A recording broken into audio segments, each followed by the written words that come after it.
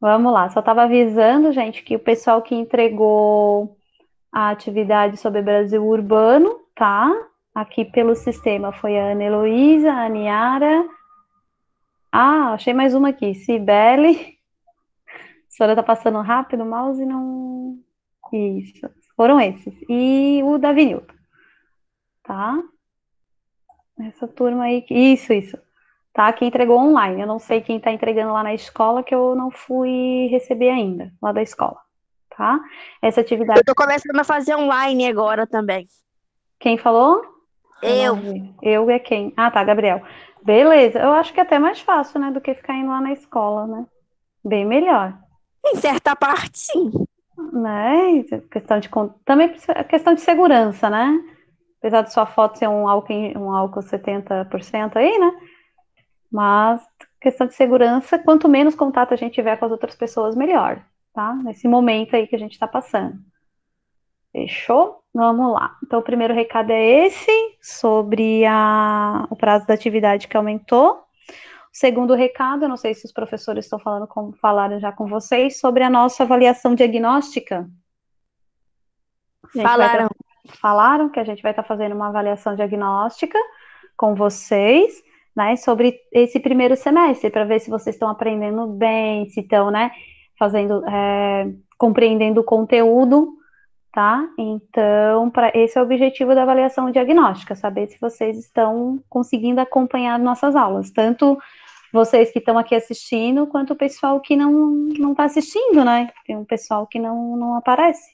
Acho que a turma de vocês tem 35, 36 alunos e daqui, ó, temos 6 assistindo. Então, é importante a gente saber também se essas pessoas que não estão acompanhando as aulas estão conseguindo compreender o conteúdo, tá? Então, ela é bem importante para a gente, principalmente para nós, para a gente planejar o segundo semestre aí com vocês, tá? Então, vai estar, eu acho que ela vai entrar disponível a partir do dia 18, se eu não me engano. Eu acho que é essa data, tá? Não vou confirmar 100%, que eu não me lembro. Então, a aula de hoje, ela vai ser o quê? Ela vai ser uma revisão do semestre, tá? Então, eu preparei uma aula de revisão para vocês. Tá? Deixa eu abrir aqui o meu computador e aí a gente já começa fazendo essa revisão aí. Ela trabalha com conteúdo e questões, tá? E fiz algumas questões a cada conteúdo. Se vocês tiverem dúvidas, seja do questões lá da apostila volume 1 ou apostila volume 2, podem perguntar, tá? Então vamos lá. Aconselho assim a anotar as dicas. A professora vai dar algumas dicas assim sobre o conteúdo. Falar, anota isso aí que é importante, anota esse conceito e tal.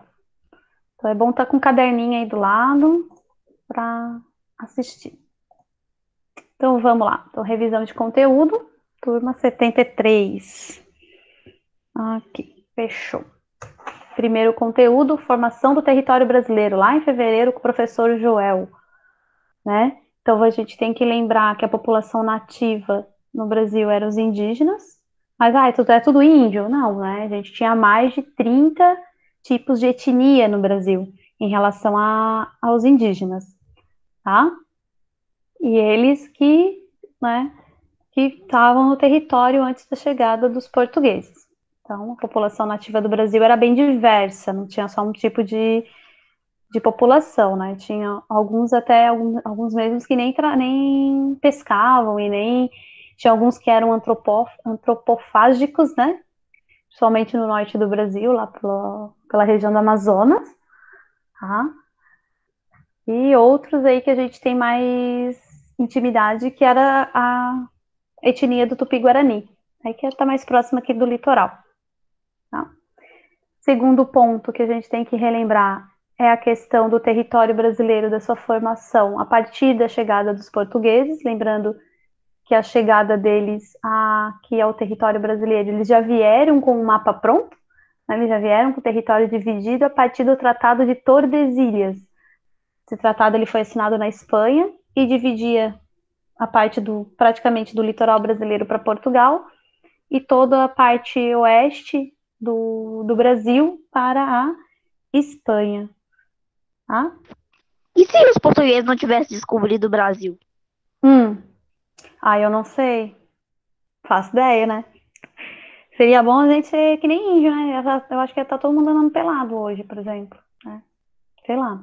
Não faço Não, ideia. outro país ia achar a gente não ia poder ficar perdido aqui, não. Não sei, mas quem sabe a cultura indígena brasileira é bem interessante, né?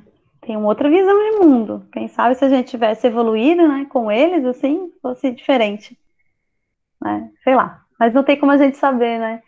Não tem como a gente saber porque não fomos colonizados pelos portugueses e não por outros, né? Depende muito. Vamos lá. Bom, nesta colonização do território brasileiro houve bastante, né? Genocídio. O que que é o genocídio? É a questão a morte de uma determinada etnia, né? Então, houve bastante morte de indígenas no Brasil. Eles tentavam escravizar os indígenas e não conseguiam, né? Por isso que eu falei, o pensar indígena era bastante diferente. Mas teve um movimento aqui de portugueses que a gente chamava de bandeirantes. O que que esses caras faziam? Alguém lembra? Quem foram os bandeirantes? Qual a importância dele na história do Brasil?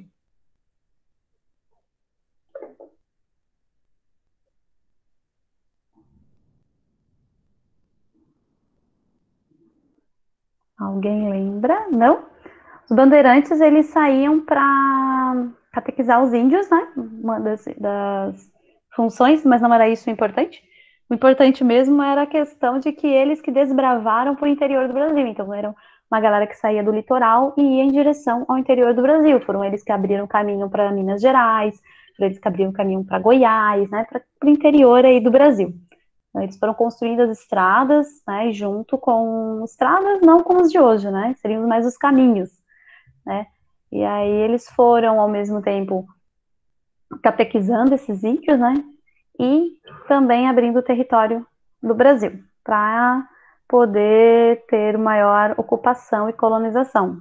O objetivo português era o quê?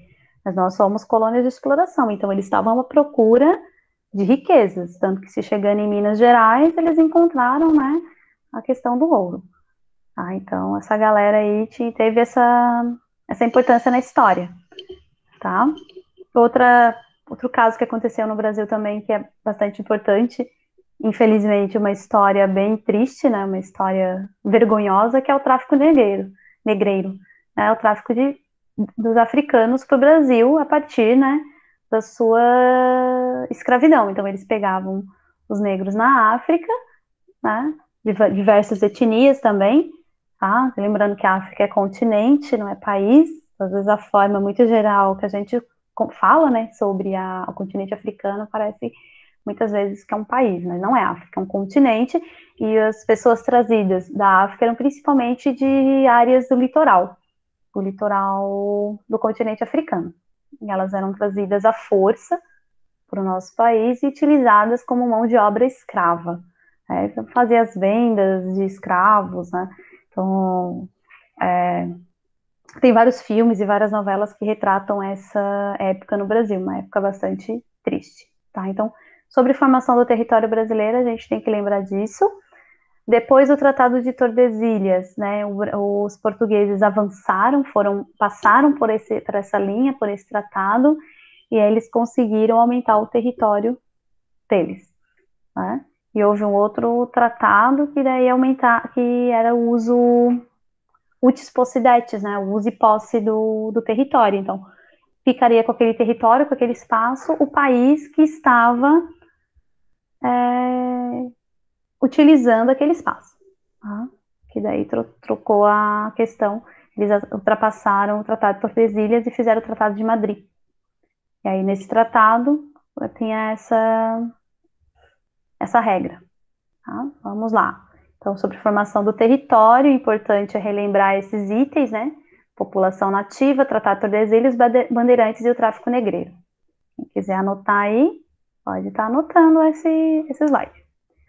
Vamos lá para a questão, o que a professora aprontou com vocês. V para alternativas verdadeiras e F para falsa. Vou dar aí 2 minutinhos para vocês responderem. Tá?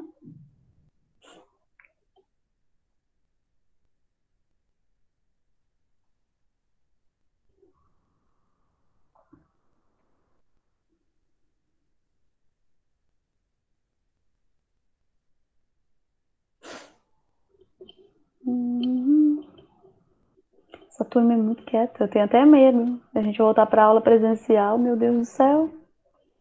Vocês são bagunceiros, né?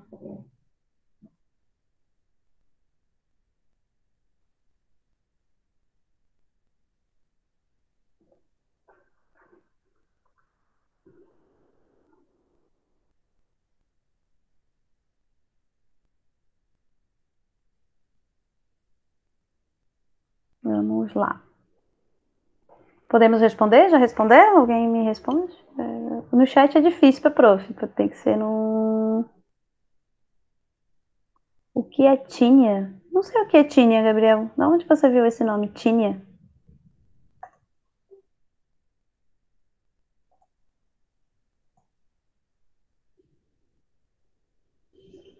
Vamos lá. Primeira, os bandeirantes formavam grupos que partiam de São Paulo, nossa, meu som ficou minúsculo, em direção ao interior do território. Verdadeiro ou falso? Alguém no áudio? Vai lá. Alguém chuta.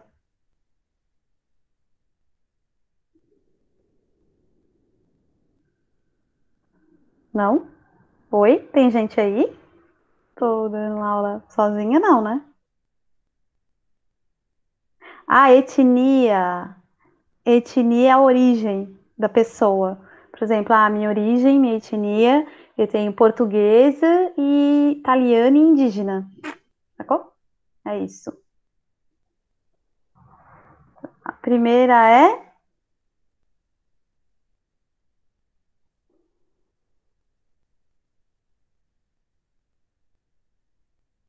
verdadeira, tá? Sei que o pessoal aí tá empolgado, tá todo mundo dormindo, tá dormindo, tá assistindo Netflix, tá deixando a professora falar sozinha aqui, só eu e o Gabriel estudando. Só vejo o Gabriel lá respondendo no chat, É porque tá? eu não Então, consegui mesmo, professora. ah, é? Ah, então fala, não consegui, não entendi nada, pelo amor de Deus. Faz um milagre, Jesus. Tá? Então, vamos lá. Os bandeirantes formavam grupos que partiam de São Paulo em direção ao interior do território. Verdadeiro, eles partiam do litoral, pode ser São Paulo, pode ser Bahia, pode ser, né? E iam para o interior do território brasileiro, né? Aqueles objetivos que eu já falei, né? Tanto a questão de catequização dos indígenas quanto a questão de abertura desse território. Segunda, os metais preciosos foi a primeira forma de exploração econômica no Brasil. Nossa, Brasil com B minúsculo, eu não fiz revisão de texto. Ai, ai, ai, vocês vão me matar. Então, vamos lá. Então, metais preciosos foi a primeira forma de exploração econômica? Não. Então, essa aqui é falsa. A primeira forma de exploração econômica foi a cana-de-açúcar, né? Na verdade, a exploração econômica mesmo, voltando mais ainda, foi o pau-brasil. Então, a primeira forma de exploração econômica no Brasil foi o pau-brasil, tá?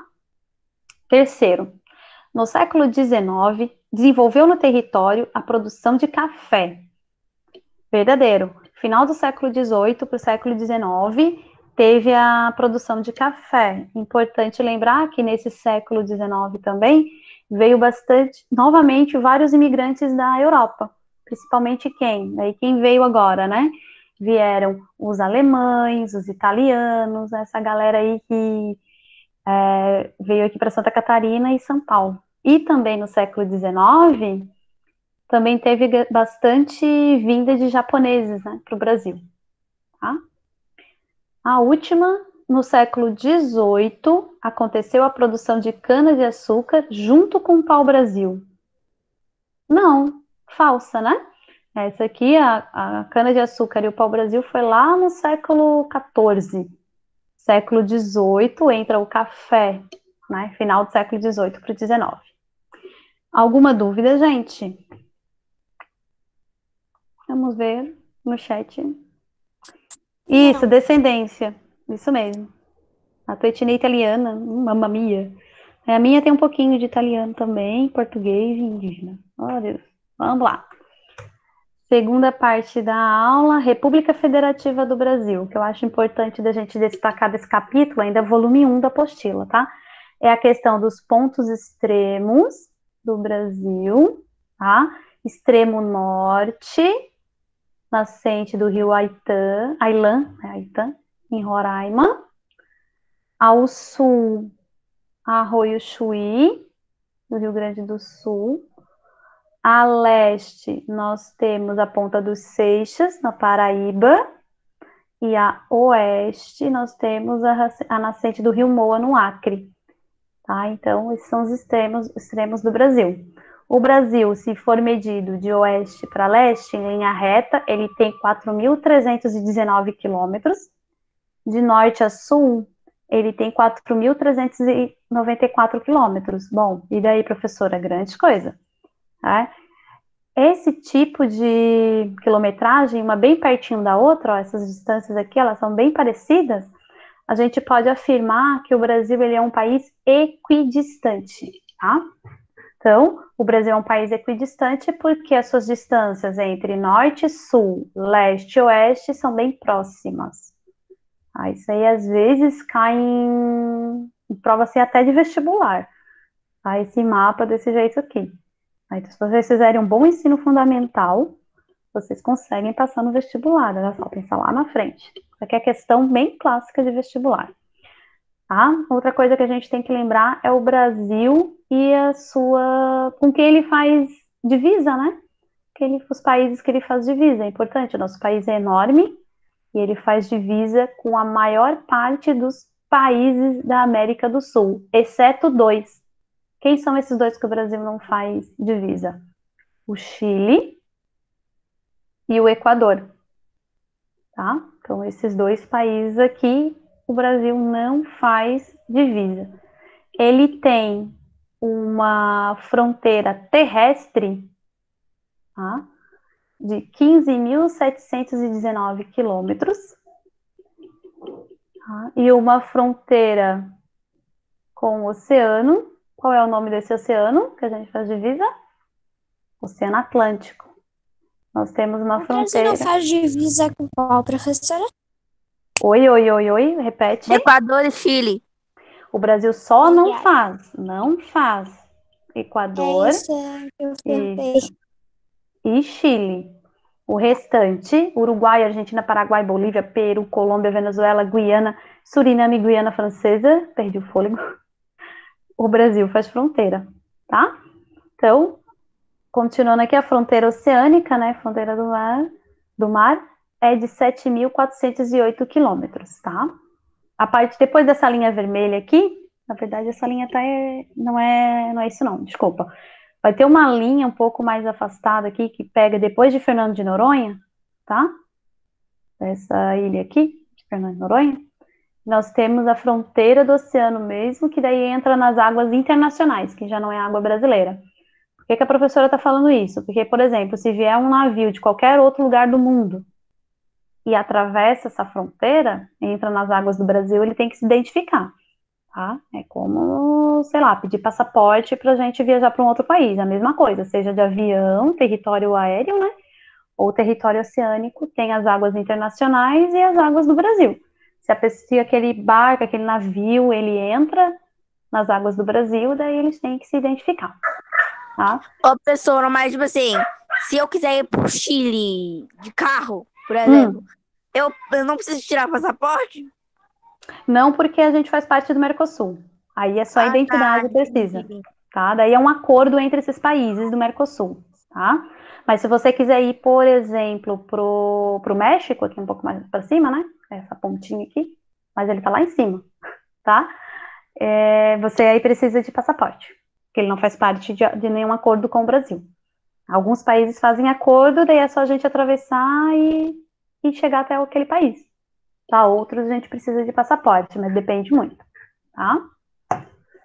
Pessoal, alguma dúvida aqui sobre esse mapa? Aqui são só 2 tabelas também, eu peguei lá na apostila, né, que informa a latitude e longitude dos pontos e a nossa fronteira com os outros países, tá? O tamanho das fronteiras. Se somar isso aqui tudo, tem que dar 15.719, tá? Opa, tirando o Oceano Atlântico aqui, que aqui tá 7.000 e aqui tá 10.000. E agora? Qual das duas estão certas? Pra mim é de 7.000, mas tudo bem. Depois a gente vê o que tá aqui. Agora que eu vi que as informações aqui não batem. As informações não batem, mas vamos, sei lá. Depois a professora confirma essas informações aqui. Mas o importante é saber que a gente faz fronteira leste com o Oceano Atlântico, a oeste com um montaréu de países, exceto Chile e Equador, tá? Vamos agora para a questão, que a professora colocar, né, que questão colocaria. Sobre as características territoriais do Brasil, é correto afirmar que... Um minutinho aí para fazer. Só digo, tem mais de uma, se eu não me engano, tem mais de uma correta, se eu não me engano. Professora, Hum, a pode falar. professora depois poderia explicar 3 da atividade dessa semana?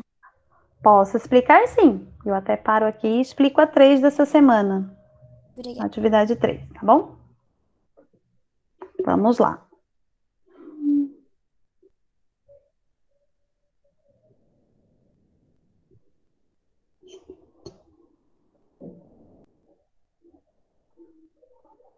Ah, não, só tem uma mesmo. Só tem uma certa. Eu tava confundindo a questão.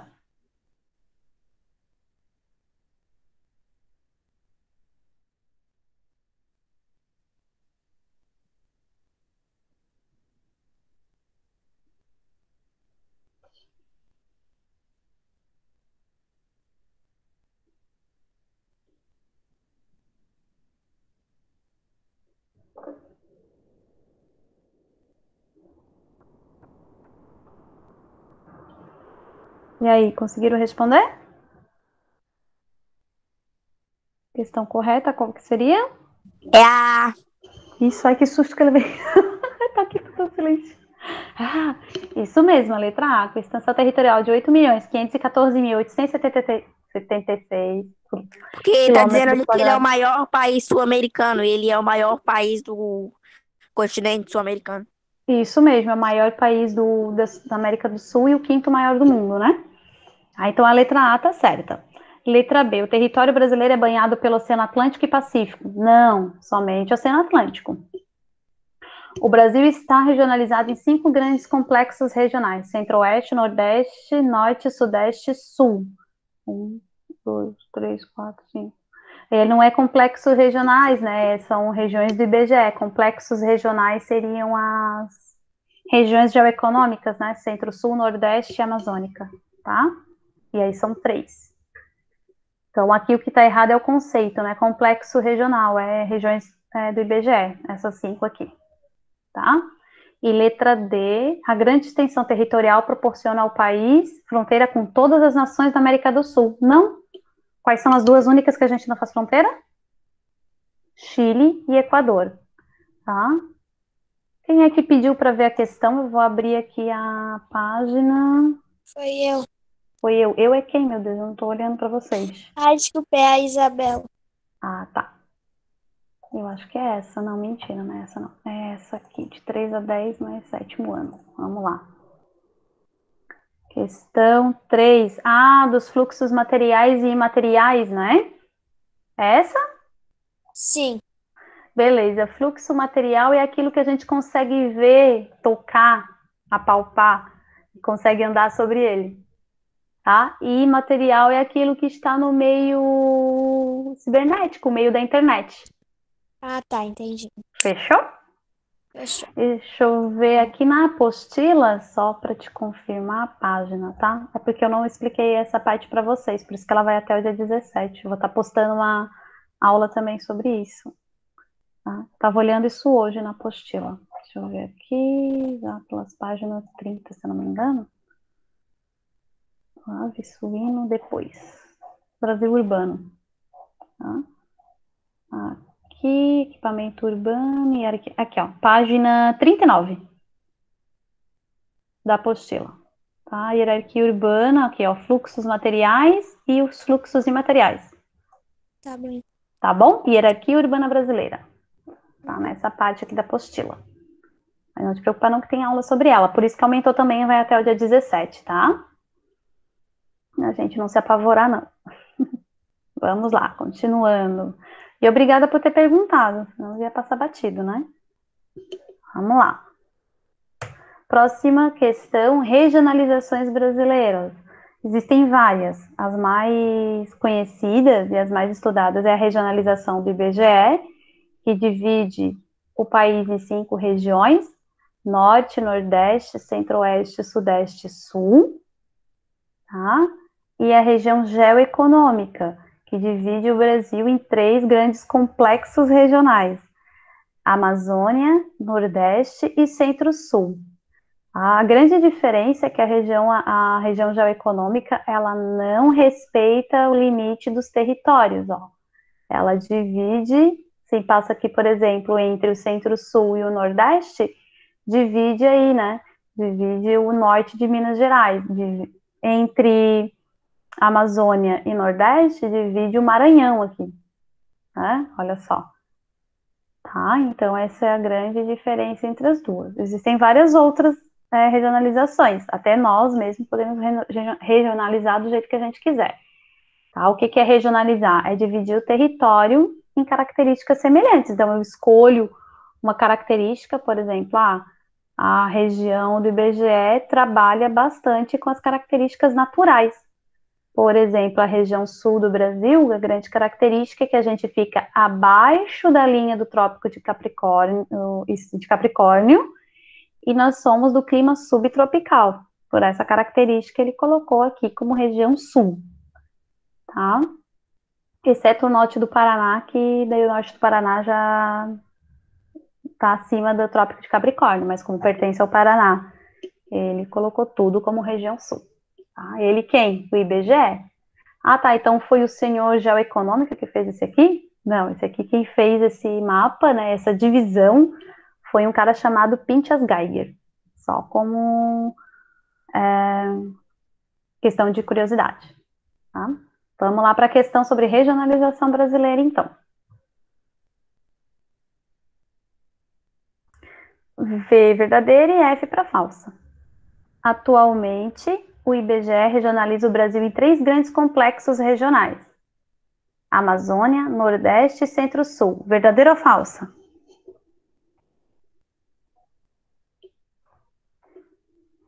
O povo é muito quietinho dessa aula. A, B, A, então. A e a B. Ah, tá. Não, essa é da anterior, né? E aí, a primeira é verdadeira ou falsa? É o IBGE que dividiu o Brasil em Amazônia, Nordeste e Centro-Sul? O IBGE dividiu? Não, né? Ele dividiu em Norte, Nordeste, Centro-Oeste, Sudeste e Sul. Quem dividiu em 3 complexos regionais foi o Pinchas Geiger, né? Região geoeconômica. Então, a primeira aqui é falsa. Tá? Segunda, o geógrafo Pedro Pinchas Geiger propôs uma regionalização para o território brasileiro embasada em critérios políticos administrativos. E aí? Vou saber, professora, né? Além dos critérios políticos administrativos, tá? Então essa aqui é incompleta, tá? Existia também os critérios econômicos. Então, essa aqui também é falsa, tá? Político-administrativo tá dentro do IBGE. Por que eu falo isso? Porque ele não respeita os limites políticos administrativos dos estados, tá? Então aí não é essa a característica dele. Tá? Então essa aqui também é falsa. Tá? Na regionalização proposta pelo IBGE em 1940, existia 5 regiões: Norte, Nordeste, Este, Sul e Centro. Ah, essa aqui não está no mapa que a professora mostrou. Essa aqui está lá no volume 1. Em 1940, existiam essas 5 regiões sim, tá? Norte, Nordeste, Este, Sul e Centro. Então, essa aqui é verdadeira. Tá? E a última... Desde 1990, a regionalização proposta pelo IBGE, estabelecendo as regiões Norte, Nordeste, Sul, Sudeste e Centro-Oeste, vigora no Brasil. Verdadeira, tá? Ela foi criada em 1988, junto com a Constituição Brasileira, tá? Ela foi criada nesse período. Também foi onde foi criado o último estado brasileiro, que foi o estado do Tocantins. Ah, e depois disso a gente não teve mais nenhum novo estado. Ah, e aí, em 1990, ela vigora até hoje, 2020. Então, ela tem 30 anos de existência. Eita, matemática. Vamos lá. Gente, vocês podem perguntar, tá? Só não pode dormir. E nem assistir Netflix na hora da minha aula. Tá? Então, vamos lá. sobre população brasileira. O que é importante a gente lembrar? Os conceitos. O que é uma população absoluta, relativa, densidade demográfica, crescimento populacional e distribuição da população. Eu peguei algumas atividades que estavam na escola do professor Joel sobre esse tema e eu vi que alguns alunos que fizeram, pelo menos as que foram entregues na escola, confundiam bastante essa questão da distribuição da população brasileira, tá? Tinha até uma questão de assinalar, eu acho que foi lá para abril ou maio, que o pessoal confundia essa distribuição da população do Brasil, tá? Então vamos lá para os conceitos. População absoluta. É bom relembrar isso aí, se vocês estiverem no caderno, quiser anotar, tá? População absoluta é o total da população de um país. É essa população absoluta que diz se o país é populoso ou não, tá? No caso, o Brasil é um país populoso. Ele tem mais de 200 milhões de habitantes, tá? E ele é considerado um país populoso. E é também o quinto maior país em população no mundo, tá? Se eu não me engano, a gente perde para a China, para a Índia. Ai, quem são os outros dois? Acho que Estados Unidos e Canadá. Eu tô agora com dúvida. Eu não sei se o Canadá entra nessa lista. Se alguém quiser pesquisar aí no Google para confirmar para a prof aceita. Tá? Então vamos lá. População relativa. População relativa é o quê? É a população daquele país dividido pela sua área. Pela área do país. Então se a gente pega o Brasil, 200 milhões, e divide pela área de 8 milhões em alguma coisa que estava lá no início da aula, aí a gente tem a população relativa. Se eu não me engano, a população relativa do Brasil dá 22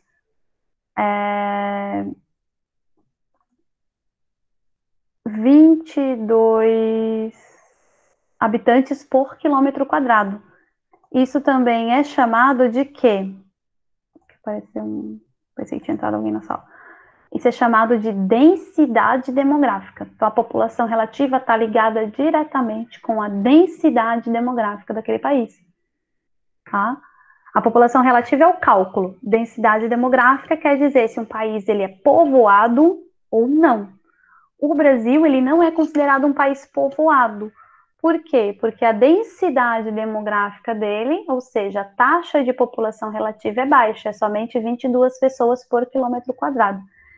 Se eu não me engano, por exemplo, o Japão é um país bastante povoado. Se eu não me engano, a taxa dele é acima de 200 pessoas por quilômetro quadrado. Tá? Ah, professora, mas e a China, que tem a maior população do mundo? A China tem a maior população do mundo, só que ela também tem um território bastante grande. Então, aí, a sua densidade demográfica é alta, não estou dizendo que não é alta, tá? Mas ele não necessariamente é o primeiro país com maior densidade demográfica do planeta. Tá? Crescimento populacional. Crescimento populacional está relacionado a dois tipos de taxa. Quais são elas? Davi Newton, viu? Falei que ele... Quais são as taxas? Natalidade e mortalidade. Então, crescimento populacional, ele está ligado à natalidade e mortalidade. Quanto mais nascimentos eu tenho, né, e menos óbitos, eu tenho crescimento populacional. Quando os óbitos ultrapassam os nascimentos, eu tenho decrescimento, eu tenho um decréscimo, né? A curva de crescimento vai diminuindo. Tá? Último item, distribuição da população. Eu tenho que saber como que essa nossa população está distribuída. Então, esse aqui, turma, a gente tem que tomar bastante cuidado. A distribuição do Brasil, ela é desigual, tá? Ela não é todo mundo igual no país inteiro, não é a mesma densidade demográfica em todos os estados, tá? Então, ele é bastante desigual. A população brasileira, ela fica mais concentrada no litoral do Brasil do que no interior. Tem alguns fatores para que isso aconteça, principalmente a questão que os equipamentos urbanos, aquilo que, né, o tema sobre o Brasil urbano, os equipamentos urbanos têm muito mais no litoral do que no interior do Brasil. O que são esses equipamentos urbanos? Estradas, postos de saúde, os hospitais, tudo isso está muito mais próximo dos centros urbanos, e esses centros urbanos estão no litoral, e é por isso que a gente tem população no litoral, tá? A população, ela fica muito mais no litoral, essa distribuição da população também, por quê? Porque tem bastante fábricas, bastante indústrias, bastante comércio nessa região, litoral brasileiro, e aí atrai bastante gente para essas áreas. Então, a distribuição da população, ela fica muito mais para o litoral do que para o interior do Brasil, tá? Então, é uma distribuição da população desigual, ela não é igual em todo o território, tá? Eu não sei, eu tô falando um monte, ninguém pergunta nada, ou estão dormindo. Não, eu tava era pensando que faltar 3 meses pra dezembro, eu não fiz nada de bom na minha vida esse ano. Calma, mas ninguém fez nada de bom na vida esse ano. Esse ano a gente anula, tá? Faz de conta que não aconteceu, ninguém faz aniversário esse ano. E vamos esperar Ai, que não. 2021. Ai, não, eu não quero fazer aniversário esse ano, não gastei nada, não Professor, é tipo assim, saí. eu fico vendo os O vídeos meu só falta 19 dias. comprando 19. material de não sei quem, comprando a mesa, lotado de material. Imagina quem não usou isso. Então, usa ano que vem, já não precisa comprar nada ano que vem, né? Então tá bom, ó. Já economiza. Peraí que estão me Já ligando economiza. aqui, professor. Opa, diz que tá em aula. Vamos lá. Questão. 1 minutinho para fazer, gente. Por favor, tenham dúvidas. Senão a professora vai ficar falando sozinha aqui.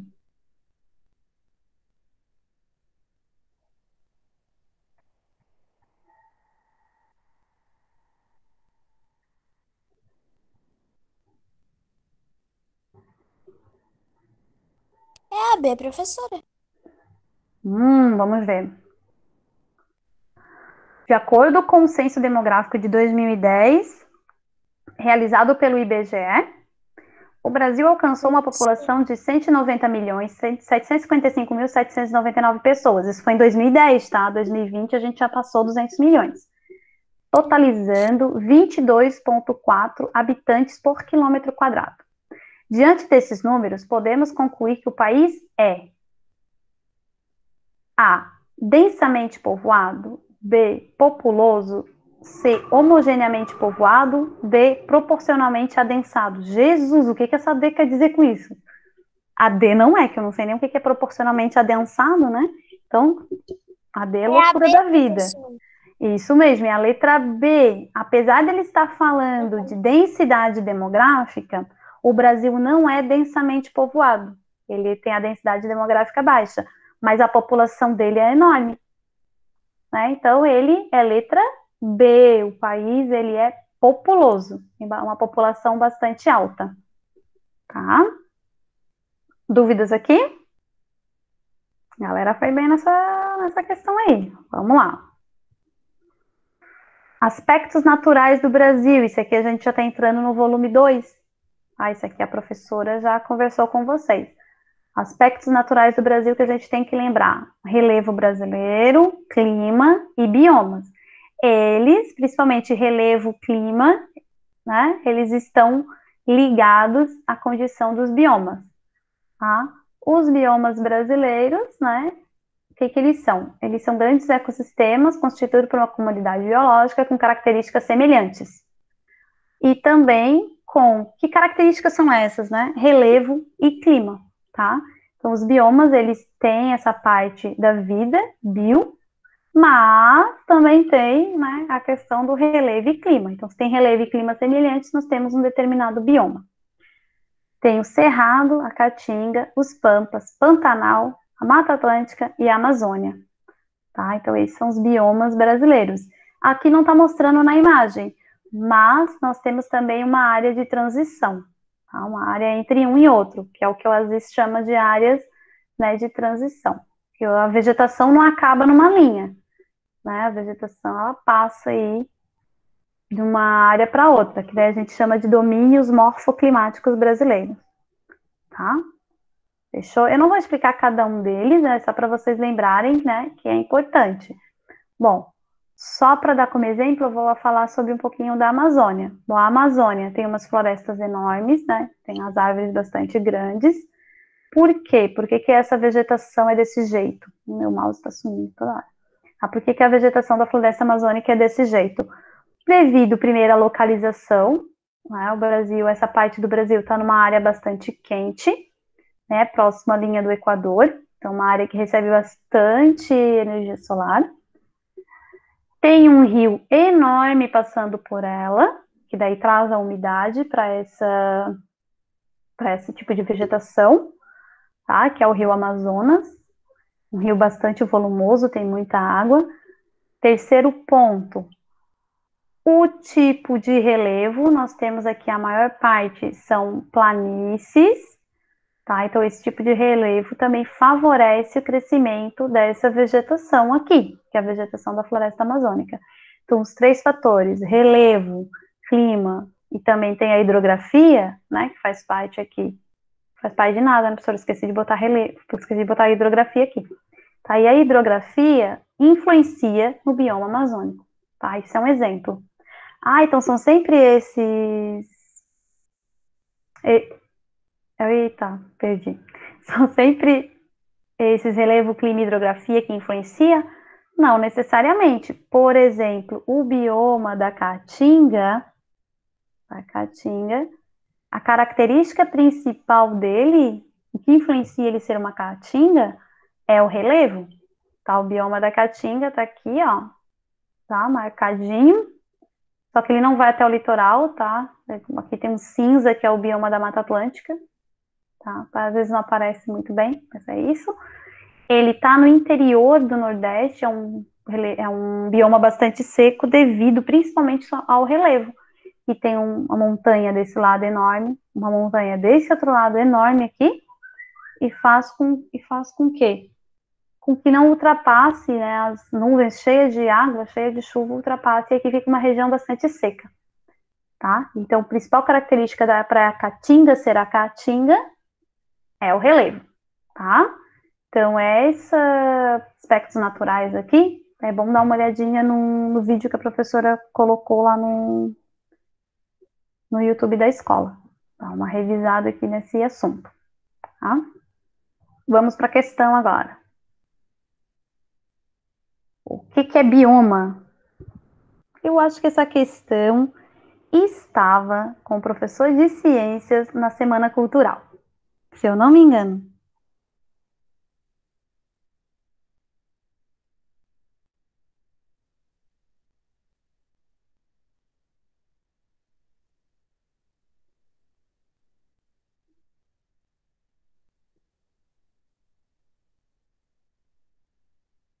Vamos lá.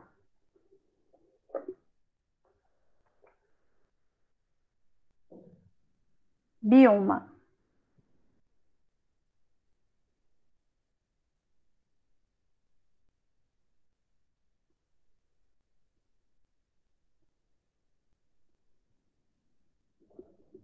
Quem vai chutar?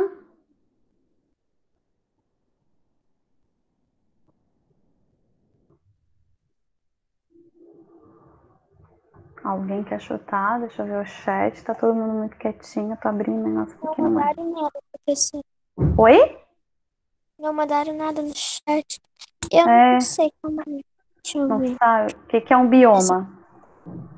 Isso aí foi questão de lá ciências.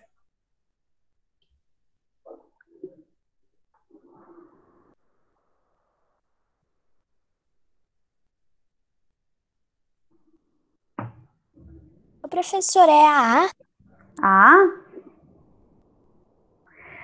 Não, qual é o erro dela? Que ele fala só de seres bióticos e abióticos. Opa, deixa eu voltar aqui. Mas não é A, não. Não fala só sobre interação. Tá faltando. A tá incompleta. Tem seres bióticos e abióticos, mas tá faltando alguma coisa aqui.